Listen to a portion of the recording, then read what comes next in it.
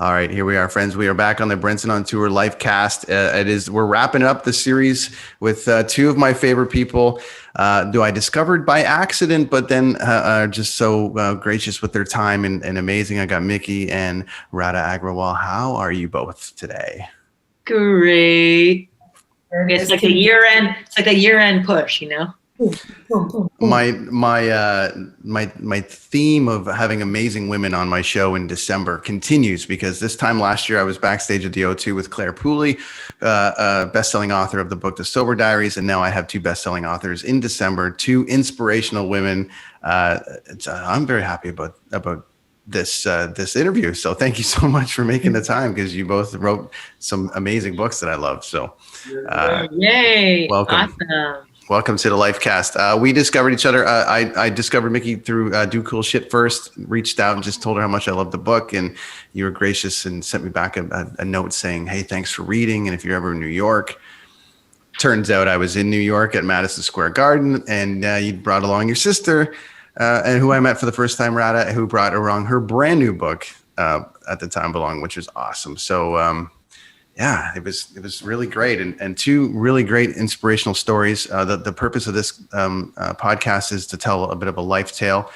Now, Miki, I mean, and Radha, both Montreal kids moving to New York, both in finance, and both get out of it. So it's kind of an interesting thing. And Do Cool Shit, sort of a byproduct of that, of like, you know, hey, I'm over this, and I'm, you know, don't waste your time. And that's the kind of premise we took away from it. And so, I mean, did you both move together? Miki, did you go for, how did that first move kind of start for the two of you? Well, we both went to Cornell together, and then we both moved to New York together. We both got jobs in investment banking together. I mean, separate companies, but same group, real estate investment banking. We both lived together.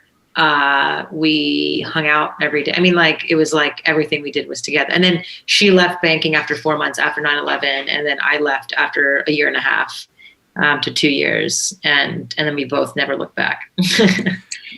At the 4 month point there, Radha, was it sort of like, this is it, I'm over this? 9/11 happened.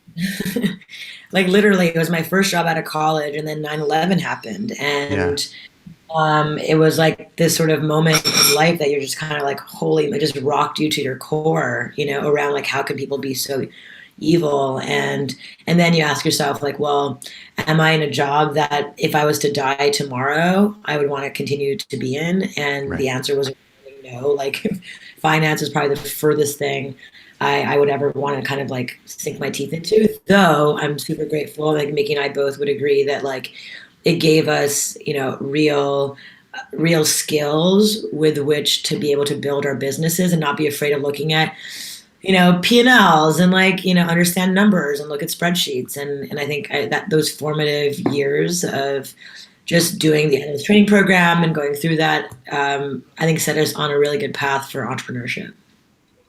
Who had the first idea? I mean, you left first, but were you discussing through this whole time going, I'm out of here and I have this idea, or Miki? Well, we were both.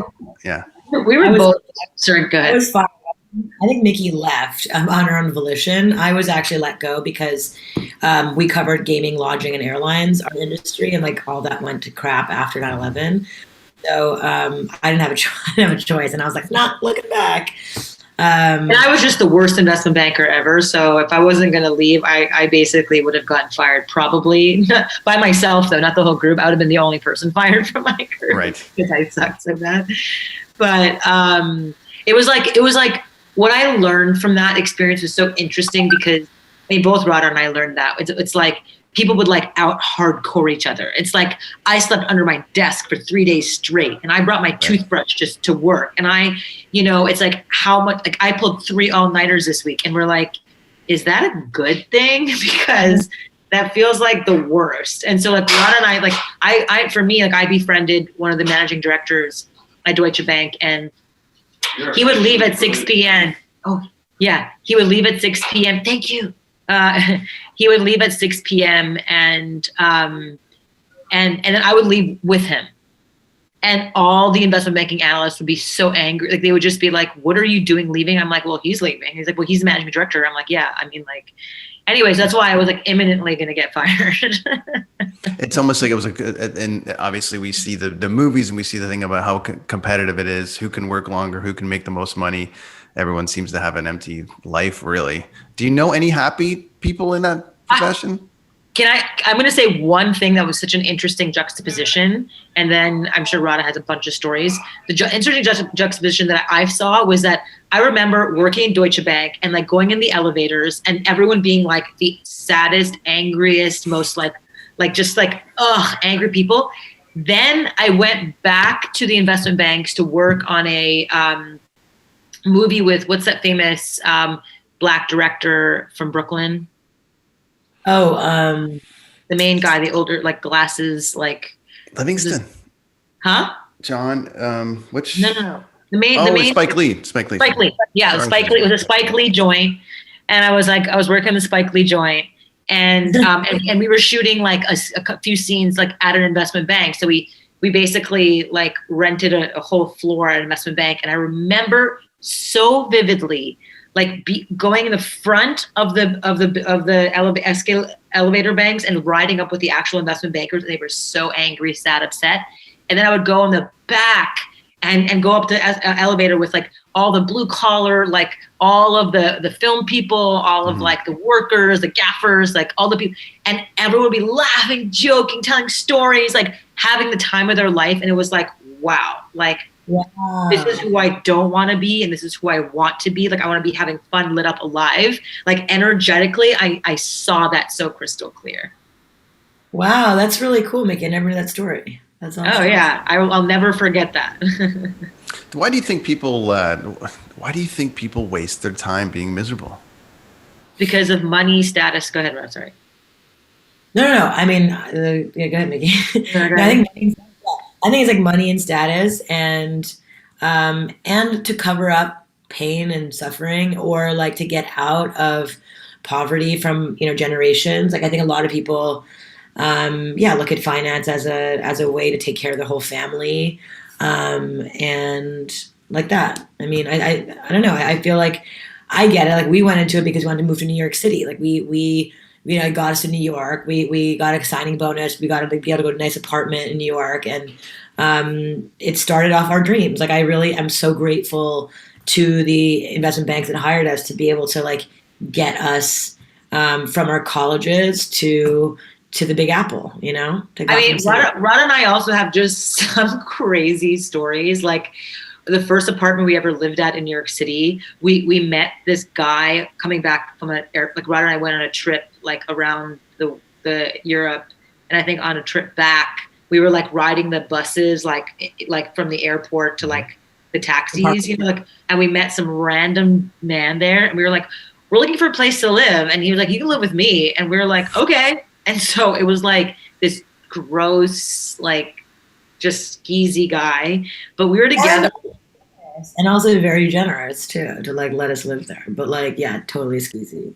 Oh, so gross. You walk around naked. That's how all bad stories start in New York City. Isn't it? I know. But like he guaranteed our first apartment. Like, and my parents said absolutely no, they're not going to guarantee our first apartment. Yeah. So Mickey were like, well, how are you going to do like 40 times your salary or whatever to get an apartment? We asked this like random guy that we met on like at the JFK airport to like be the guarantor for our first apartment, and he generously said yes. So like he did? Yeah, Miki, don't you remember? He's the one who signed. He was like guarantor for our very first apartment in New York City. I have zero. No, we owe him so much. Like he was Cliff's apartment. Yes. Do you still see him around? Do you have a relationship? I reach out. Like, hey, like you really got it. I mean, like honestly, it's pretty cool. Yeah. So anyway, so you guys were trucking away. What came first? What was the first? I know Wild was a big venture for you, Miki. What came first, idea wise, as far as, and what hit first? Well, I mean, Slice was the first business. Did it hit? That's the question. But it certainly taught me and Radha. I mean, like I'll speak for myself. It taught me a lot about like just work ethic. I mean, like investment banking was one thing where you work because you had to. And then at the end I was like, I don't give a shit. But like at the restaurants, it's like, this was like my business. I had to see it succeed. Mm-hmm. I was there 7 days a week, 9 a.m. to like midnight, 2 a.m., like every single night. If the delivery guy didn't show up, I did deliveries. If the dishwasher didn't show up, I did wash dishes. If the pizza man didn't show up, I'd like make pizzas. Like I never worked in a restaurant my day of my life. So it was so much accelerated learning, like just by being thrown literally in the fire, like, you know, for like pun intended, and experienced like theft, and experienced managers taking advantage of me, experienced like New York City shaking me down, experienced like hangry customers like saying I'm not paying, you know. It's like, I'm like, hi, I'd like to take your order. And they're like, can I have a tikka masala pizza and a chana masala pizza? And I'm like, absolutely. And I'm like, okay, so it's one tikka masala, one chana masala, right? And he was like, no, I said 2 tikka masala. I can't believe you're a liar. I'm not paying. And it was like, it was like stuff like that all the time. It was like the craziest shit. Was that your first you hear about New York, and obviously you went through investment, you got all this stuff, like both of you come in and it's the big city, and you got a guy walking around guaranteeing your apartment naked, as you said. But I mean, was this your first New York? Like, oh, okay, there's New York. I see it now. No. This is like stories that we're just throwing out. My very, very first time in New York City, and I'll shut up because I really want my sister to share stories, but it's just funny. All this stuff's coming up.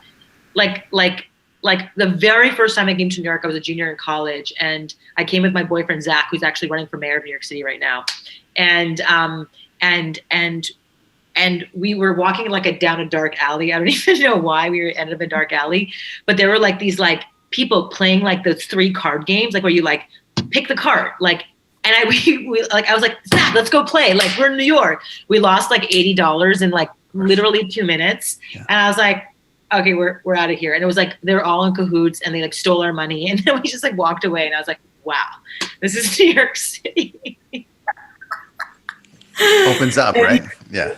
Yeah, I know, but like, it also is a dream maker, you know. Like, I feel like we found our loves, we launched our businesses, we built success, you know, like on the heels of all of that insanity. Like, I think that you get into a groove, and either you stick it out and you see it through. And I think that's also a lesson of COVID right now, of like people, the mass exodus of like, you know, kind of New York City's elite leaving New York in its time of need. Like, on one hand, you understand that if you have the means to be able to like go somewhere and like take care of your family, like that's super important. And also to abandon the city that gave you your wealth, that gave you your start, that gave you your, you know, your whole entire life. You know, I have such an extraordinary loyalty to this city, and I'm never leaving. And Miki and I both bought houses here eventually. I have a house in Greenpoint, Brooklyn. Miki has a house in Williamsburg, Brooklyn. And, you know, and I doubled down during COVID. I just was like, this is somewhere I really want to see through. And it really feels like right now New York is having a resurgence. It's like a renaissance, like what I call like a punk summer, where there's like no tourists. It's just artists and just creatives. It's just us. Museums are like, I went to the museum recently, the Met, and I was like crying as I was like dancing my way through like some of the most incredible world famous art, you know, almost alone, you know, in the museum, like crying tears of joy of just like, wow, New York, like even when we're knocked down, like you still can deliver so much beauty and so much creativity and so much inspiration. And yeah, I'm here to stay. So I love that city a lot. I haven't been there very much, but anytime I've been there has been something. I had one of my most, the most iconic moments of my career there, hitting Madison Square Garden, and you guys were there for that, which I never forget. That was a great moment for me personally, just career-wise, and then to have you guys make the time to come down, it was awesome. Oh my God. I mean, one thing I will say about New York is that people say it's like one of the most expensive cities in the world. And it's like, Radha and I, like, I love finding specials, you know, like, you know, when Radha and I were in Brooklyn and we were still like paying off student loans and just still like starting to save money and all of that. Like, you know, on Tuesday nights, we would have a date night, just me and her, and we would have dinner at Joya, and it was like $7 for a gigantic chicken pad thai plus 10. Sorry. Sorry, they're still around, by the way. They're still amazing. It's amazing. Joya is the best. And so like $7 plus we would give like a $3 tip because I was like, we're like, whoa, big tip, you know? Yeah. And then so it would be like a $10 dinner, like Ron and I would have like glasses of water and like a big chicken pad thai that we would split. So it was like $5 each for dinner. And we sat there for like 2 hours, like telling stories and like having a great time. And it was like a really nice candlelit restaurant, you know? And then we would go to this place called Cobble Hill Cinemas. They would play like blockbuster brand new films. And they were like $5 Tuesday nights. And so like we would have dinner and movie like all night, every Tuesday night for $10 each. And so it's like it's such a place that you can build, create, but it doesn't have to be so daunting where you're like, oh, you need a ton of money to move to New York. Like you don't, if you really do it like the local way. It's got a charm. I wanted to dive in down the road there for Christmas in New York because it's something I've always thought about being at. But Radha, I know you don't have a lot of time, so I want to just get to a couple of things here for a minute. So as far as the what's been formed, so Tushy, Thinx, we've got a whole bunch of different ventures together. Daybreaker, yeah, it's just going and going. Are you? I mean, do you guys just sit in a room together and go and like I know the story is always, you know, the failures lead to the successes, but you guys are on a pretty good run here. So it's just like you guys just that creative. I don't like using the word luck because there's a lot of man and women hours that go into people's definition of luck. So you're just on a great run. So you're on this great run. You guys have this amazing, everything that you guys have created has changed lives in some capacity. Do you sit in a room and just go, oh yeah, that's going to be great. And we're going to go do that too. Actually, I mean, like, I love this question because, you know, when people ask me like, what is the key? I always say like having a cheerleader in like my sister and having like, we call each other like 10 times a day and I'll be like, I have this idea and then she'll make it stronger. Like, oh, what about this? And what about that? Oh, I have Teddy will introduce you to for that. And it's like, and there's like a centrifuge, like upward boom spiral, you know? And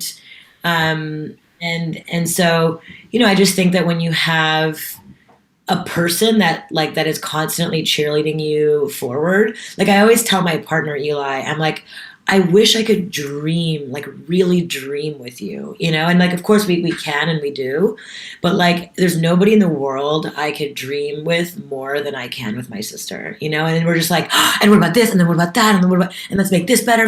You know, and it's like dreaming and like creating, coming up with ideas and like visioning and like, yes, okay, executing together when there's two matriarchs in a room can sometimes be the difficult part of being soulmates and like dream partners. When it comes down to like, who's the boss lady? It's like both of us kind of want to wear those shoes sometimes. Mm-hmm. I think in those moments, like the older we get, the more we're like, you take it. No, you take it. You know, and it's like, and that sort of like fun actually versus like the ego wanting to like to be the, you know. So I think like early on, you know, in my career, in my life, in my work, in our collective careers, it was like, yeah, just having a thought partner, a dream partner. And I think if every single person watching or listening could find themselves a partner that's not just being like, I don't like that idea, or like has the face, you know, versus like, oh my God, like, yeah, you know, like fully like full body listening and leaning in and cheerleading and coming up with more ideas and making it better, like really making it fun and exciting. There's such unique ideas though, and they're great. Like it's like, you know, I'm always amazed when it's like, what? Yeah, what? But you know, it's like when you say it's like you're on a run. It's like I think about it, I'm like, whew, like what a crazy run, because it's such a roller coaster. I mean, like we went through. I mean, Radha had a hostile takeover her company. I had like crazy theft from my first business, but then, you know, luckily I found the most amazing partner for my restaurant. We rebranded to Wild, and we have an amazing partner there. But you know, with our last company, Thinx, like also had this crazy takedown experience. And yes, I think because we have each other, I think that's been like the foundation of what we were able to get us through the ups, the downs, the twists, the turns. And it's like, all right, cool. Like great. Next, like, you know, and we're going to build it better and bigger. And like, you know, like, and it's like, to have somebody lick your wounds with you and dream, I think is like, you can't, like it, I think that's the magic that, like, who says no? Who's the one that basically wrangles it to both of you in? Is it either one of you, or is it your husbands? It's like, no. Probably our husbands. Yeah, our husband. But like not, I mean, I'm always like, ooh, like, and then, it's like, and then what, so I think that's, I think that's our superpower. Like, people always ask us like, what's the secret to your success? And I think it's like unbridled enthusiasm and and having accountability. Like, an accountability buddy with whom you can talk about any idea. And yeah, of course, like often she'll be like, Radha, this is so dumb. Or like, she'll be like, okay, look, huge missed opportunity. Like if you did this and you did that, then you could really triple your revenue, whatever. And I'll be like, oh shoot, I never even thought of that. Like dumb, And then, or then, like, for for your events, like you should do this, like, cause you're like, it's like, let me plan your, like all of your experiential, because like, like I get digital, but like you get digital, but like I get experiential. And so we just sort of like play off. It's just fun. It just, I'm starting to see, I was saying to Miki before we started here, like, Tushy, when I first heard about it, and then it kind of, when you investigate it, obviously you realize it went where it went. But then I'm starting to see it in Canada like crazy. I'm in Vancouver, so I'm starting to see it up here like crazy. So it's spreading. But same with Daybreaker. I started seeing a whole bunch of Daybreaker ads in Vancouver, probably towards the end of summer last year. Obviously, things hit this year and kind of shut a bunch of things down. But yeah, I mean, it's kind of spread out. And every time I see one of your products kind of show up here, I'm always fascinated by marketing and brands. I'm always fascinated by walking down the street in Austria and going, man, how did they get that brand over here? It's just it's a fascinating thing. And so being able to see the work that you guys have done has been amazing. So it's and books. We haven't even gotten into the books, but Radha, I know you got a jet, so I just wanted to say one thing before you got to go. Belong. Is there another book on the way? Have you started another book? Yes. Well, maybe talk about Belong. Yeah, that's what I want. Like, Belong is such a great, it's such a great readable community, and I loved it. Can you dive into that just for a couple minutes before you have to jump? I mean, so, I think right now, 1 in 2 Americans are isolated or alone and have no friends to confide in. And people, you'll read books that kind of theoretically will tell you the importance of belonging and making friends, but like, there's no real guidebook that gives you a step-by-step of like, how do you make, it's like what Do Cool Shit was so awesome, because it's like, how do you go from 0 to 1 on building a business? And Belong, it's like, what is it that you have to do to radiate from inside out, to really find your soul family, your tribe. And so the book really gives you there's 25 exercises in the book where the first half of the book, you go in and really kind of uncover and excavate who you are, so that you could really, I think so often in friendships, you stumble into friend groups or fall into these communities without really asking yourself, do I feel good in it? Or does it really connect with me? Like Miki just moved to Austin and she's making all these friends, and it's and she's asking, it's do I really resonate with this community? Or does it, and it's interesting to be stumbling into things versus actually sitting down, stopping and being does it feel good here? Do I feel totally... What's my intention with building this community? Exactly. And so really taking that time to kind of go into our core values, our interests, our abilities, where we are in the world, all of that. Those exercises are so important to do at every stage in your life, through every move, through every partnership, through every child, through every divorce, retirement. So it's a really important piece. But then I think belonging is so tied to joy as well. So for me, my 2 ultimate whys these days are how to help. I think belonging is the root chakra. It's at the very bottom. It's your base. If you don't belong, there's nothing. You don't I think Miki and I are successful because we feel such belonging with each other and through our community, but it's if you don't belong, you can't go up the chakras and go to I am you, or I am creative, or I am disciplined. You can't be any of those things if you're not, if you don't belong. But then joy, which is all at the top, at your crown, your unity center, which is what we call it. It's if you can actually come from the top down and the bottom up, and you're like practicing joy from the top down and practicing belonging from the bottom up, like that's actually where all the kind of the juice is. And so, I'm actually, my newest project is called Dose by Daybreaker, which is a new joy practice. And basically we want to make practicing joy as ubiquitous as practicing yoga or practicing, meditation. Like, how do you actually practice joy and like really create a whole new defined category, and so it's super exciting to launch it. I'm a huge proponent of happiness and being happy at everything you do, and I know it's not always easy. I mean, right. people have rules and within themselves that they have to break when they do a friend audit, or they do something like that. It's extremely uncomfortable.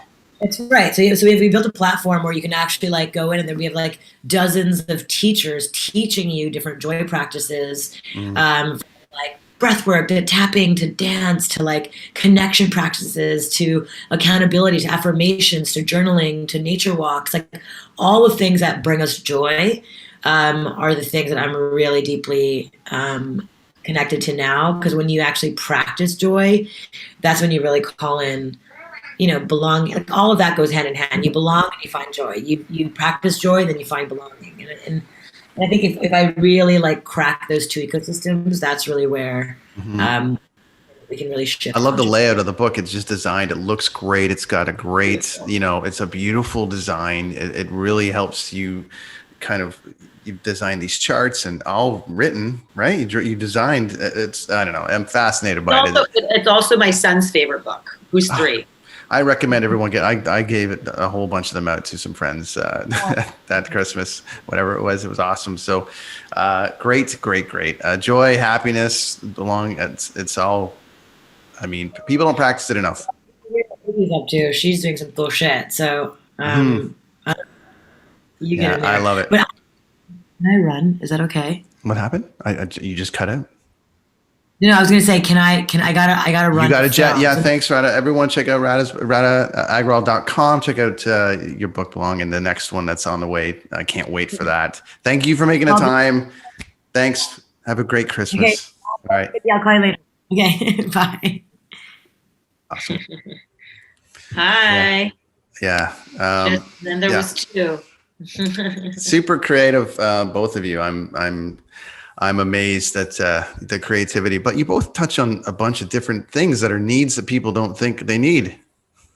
I think. Yeah. I mean, I think people underestimate how important it is to nurture deep friendships and connections, and how much, like, by showing up for others, it actually helps you fulfill your dreams better. Like, it's this kind of weird thing where people are like, I don't have time to show up for people because I'm working on my dream. But actually, if you show up for others, you fulfill your dreams faster because you are fulfilled by community. You have someone else to like do this, to like clap with you. And like, it creates a level of, community that it's like a communal experience versus just like you and your island doing your own thing and like not having time for anyone else. And then it just becomes lonely and more miserable and sad versus like, you know what, I'm going to spend Friday and Saturday night spending time with my friends and really getting deep and showing up for their events or showing up for their things and like really showing up for what they need. And then it always comes back like 10 times by showing up for others. And it's like, it sounds corny, but it's true.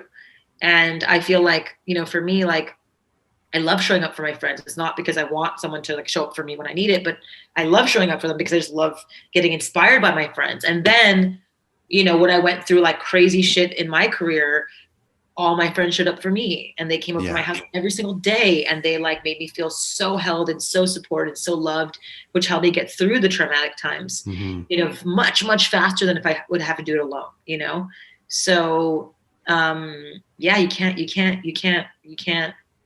Like, when you guys did you do this along with Radha? Like when she was writing this and you read it, you're like, I need to do some of this.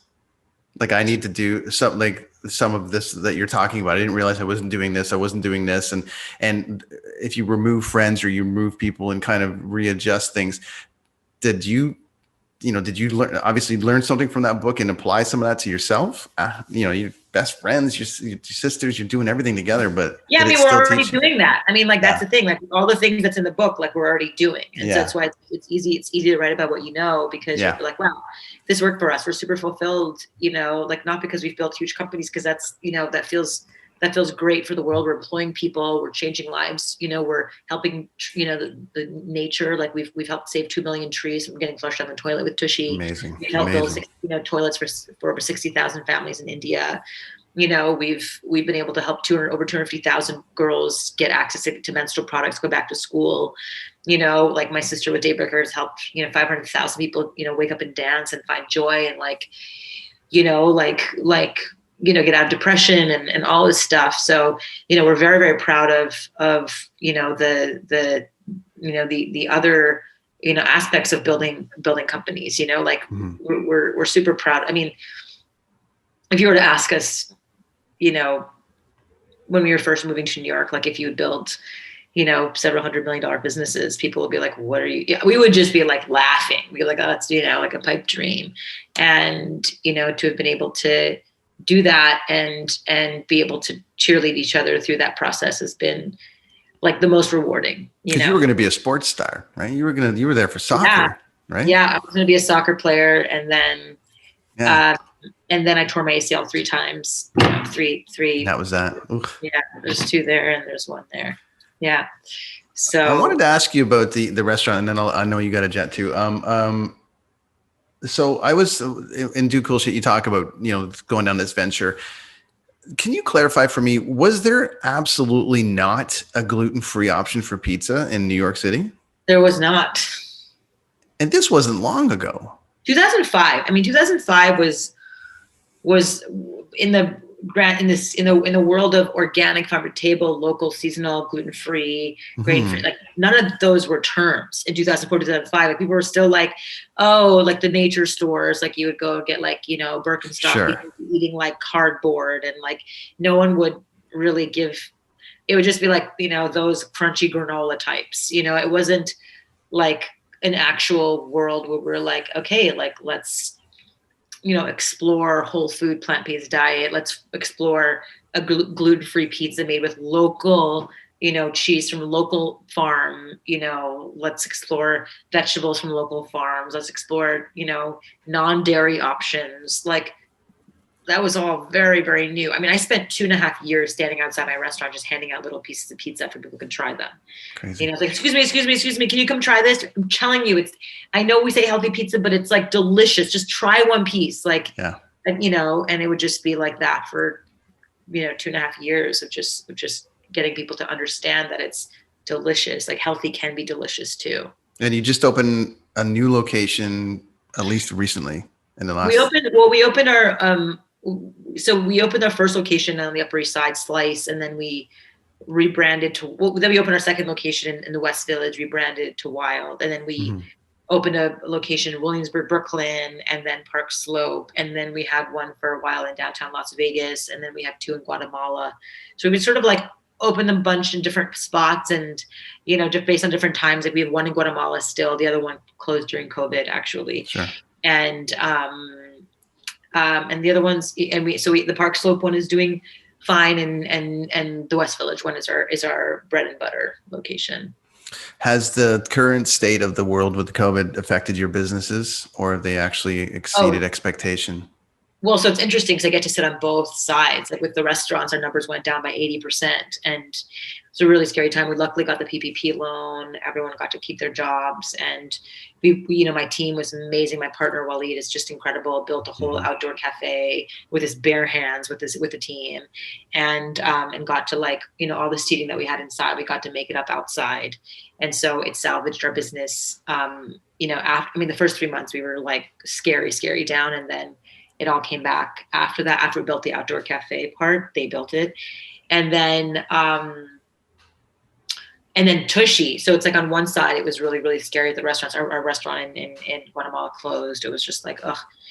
And then on the other side, Tushy, I mean, the toilet paper shortage, the great toilet paper shortage of 2020, when that happened, like everybody turned to Tushy bidet, because they're like, wash your butt with Tushy bidet. It takes 10 minutes to install. It's $79. You buy it one time. Within 3 months, you're paid back on how much toilet paper you'd buy, and you're saving trees, and you're cleaning your butt properly. It's not the disgusting dry paper, that you're just like smearing poop around. You're actually properly cleaning it like you would jumping in a shower, Sure. So Tushy, Tushy skyrocketed. We had our first $1 million day.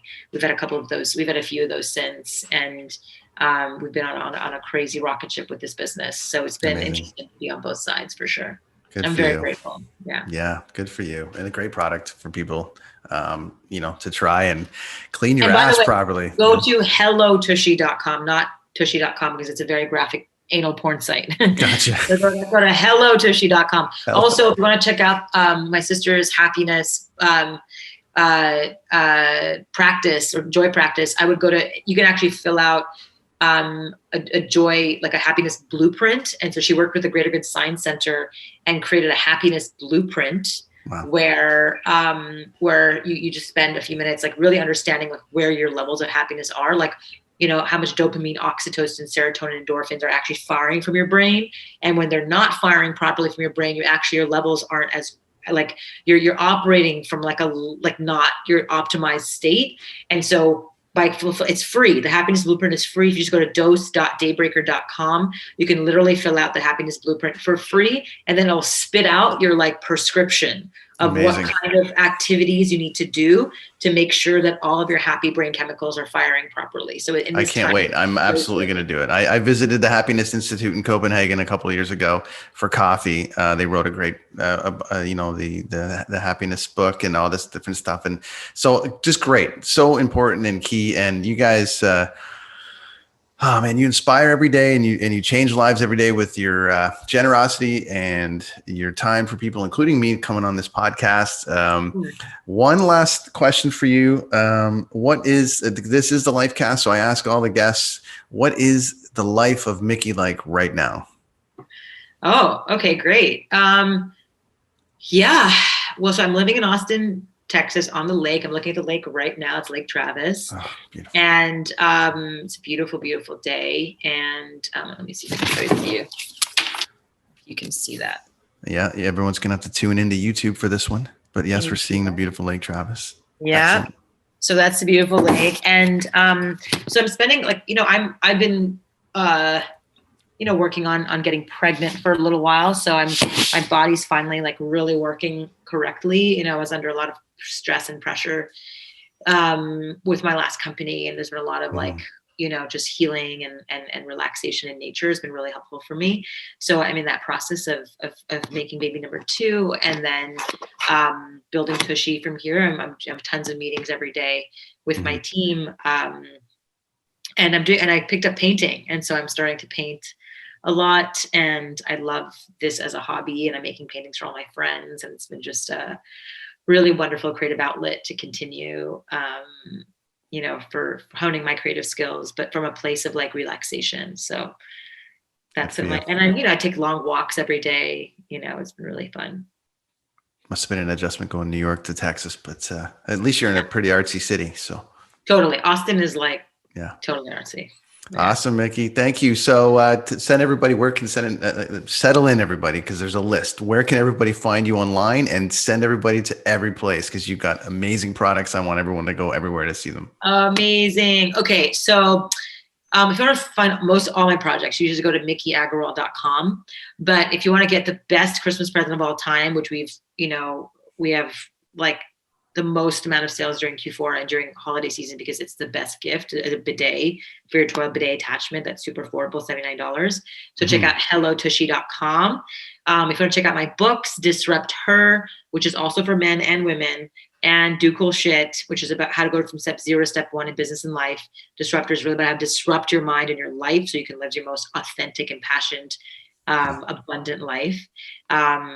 You can get both those books on Amazon, Barnes & Noble, all the major booksellers. And yeah, that's it. Great. Awesome. Well, thank you for joining me, Miki. Thanks for being a part of my journey on this path here, and also thanks for joining me in New York City at Madison Square Garden for one of the most iconic moments of my career. It was so much fun. I can't wait to do it again when we can all travel. That's been Miki Agrawal. Her sister joined us earlier. This is the end of the Life Cast, and I couldn't have been happier to wrap it up with these two gems. Thank you so much. And yay! See you 2021. See you 2021.